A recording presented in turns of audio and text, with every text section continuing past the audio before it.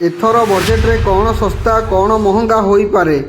केंद्रीय बजेट पाखई आसुथिबारु करदातांक ठारु आरंभ करी भारतर अर्थनीतिर विभिन्न क्षेत्र पर्यंत समस्तंक पई आशा अधिक रही। करदाता विशेष करी मध्यवर्ती वर्ग गुरुत्वपूर्ण आश्वस्ति आशा करुछंती। मुद्रास्फीति जोगु बढ़ुथिबा दैनिक खर्च को समाधान करिबा पई सरकार एही बजेट रे गुरुत्वपूर्ण पदक्षेप नेबार आशा करा जाउछि। वर्धित टिकस छाड़ सहज अनुपालन एवं असुविधा बिना दीर्घकालीन संचय को प्रोत्साहित करुथिबा प्रोत्साहन पाई प्रबल दाबी हेउछि। वेतनभोगी व्यक्ति एवं क्षुद्र वृत्तिगत पाई बजेट आर्थिक चाप को कम करियो बोली आशा करा जाउछि। एही आशा एवं कल्पना जल्पना मध्य 2026 बजेट रे घोषणा पूर्व बजार रे कौन सस्ता एवं कौन महंगा हेबो से विषय रे यथेष्ट कल्पना जल्पना चली। सरकारक प्राथमिक ध्यान मेक इन इंडिया एवं साधारण लोकंक पई संचय उपरे रहियो बोली जणा पड़िछि। कौन सस्ता होई पारे मोबाइल एवं इलेक्ट्रोनिक। सरकार मोबाइल फोन उत्पादन गुड़िक जेपरिक कैमेरा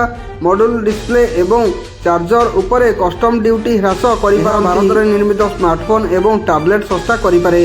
सुलभ गृह निर्माण गृह ऋण उपरे टिकस छाड़ सेक्शन 24B 2 लाख रु 5 लाख को वृद्धि करा जाई पारे, जहा द्वारा घर क्रय अधिक सुलभ होई परिबो। औषध एवं चिकित्सा उपकरण कर्कट एवं जीवन रक्षाकारी चिकित्सा उपकरण भली गंभीर रोग पई औषध उपरे शुल्क ह्रास पाइबार आशा करा जाउछि।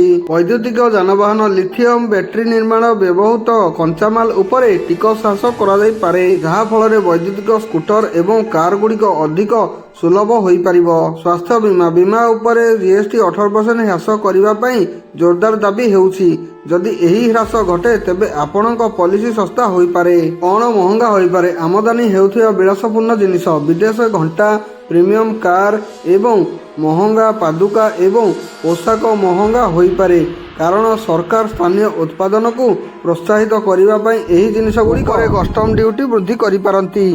तमाकू एवं सिगारेट सबुबेले परि तमाकू उत्पाद उपरे टिकस एनसीसीडी एथर मध्य पढ़ी पारे, जहा सिगारेट एवं गुटखा को महंगा करिवार संभावना रही। आमदानी हेउथिबा प्रीमियम सौंदर्य उत्पाद और सुगंधित उपरे टिकस वृद्धि होई पारे।